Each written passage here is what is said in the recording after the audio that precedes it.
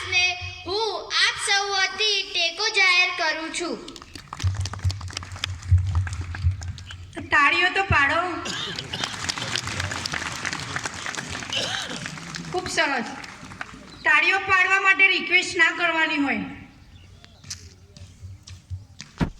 તમામ એક સાથ ખડે હો. એક સાથ સાવધાનો કે સાવધાન. एक साथ वंदे मातरम गीत सौंप के ऐसी बहुत प्रकार की भी हाजिर हो.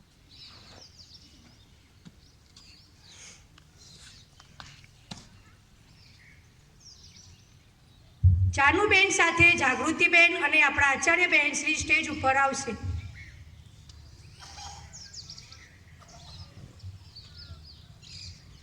सलामी आम दो.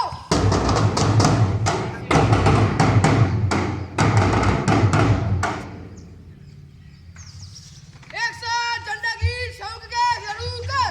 વિજય વિશ્વ તિરંગા પ્યારા ઝંડા ઊંચા રહે હમારા સદા શક્તિ બરસાને વાલા પ્રેમ સુધા સરસાને વાલા વીરો पे बरसाने वाला मातृभूमि का तन मन सारा जाना ऊंचा रहे हमारा शान नहीं सकी जाने पारे चाहे जाना भले ही जाए विश्व विजय करके दिखलावे तब होवे प्राण पूर्ण हमारा झंडा ऊंचा रहे हमारा. एक साथ राष्ट्र गीत सौंप के शुरू कर.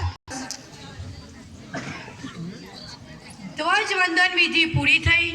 હવે આપણો દરેક મહેમાનોને રિક્વેસ્ટ કે તે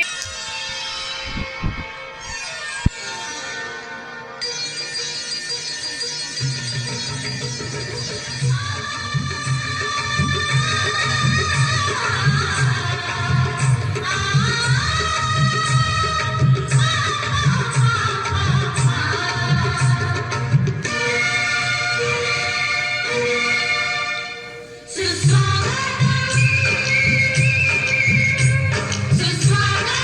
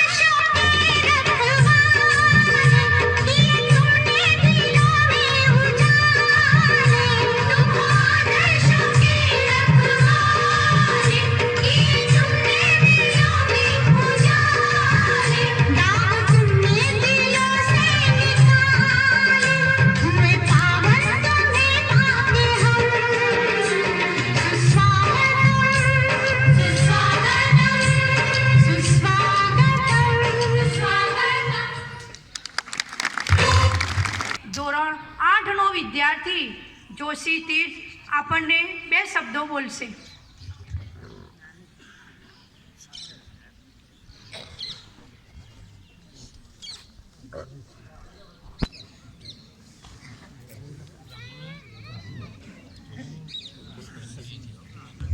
અત્રે ઉપસ્થિત મહેમાનો, ગ્રામજનો અને વિદ્યાર્થી ભાઈ બહેનો, આજે હું 75મા પ્રજાસત્તાક દિન વિશે જે 2 બોલ કહું એ તમે શાંતિપૂર્વક સાંભળજો.